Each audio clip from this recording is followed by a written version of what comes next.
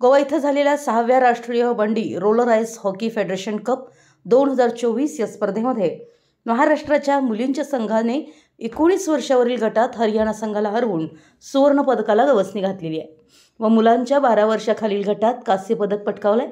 या स्पर्धेमध्ये तब्बल 10 राज्यांनी सहभाग घेतला होता।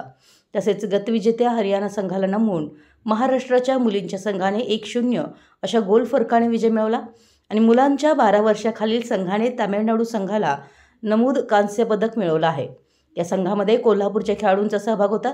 विजेत्या संघांमधील खेळाडूंची नावं अशी आहेत: मुलीमध्ये विजया पाटील, जिया स्वामी, निवेदिता शिंदे; मुलांच्यामध्ये अवन पाटील, प्रणेल नायर, परम देसाई, अनुज मगदूम, प्रथम देसाई आदी वरील सर्व खेळाडूंना महाराष्ट्र संघाच्या महिला अध्यक्षा विजया पाटील व आंतरराष्ट्रीय स्केटिंग प्रशिक्षक तेजस पाटील यांचं मार्गदर्शन लाभलं आहे।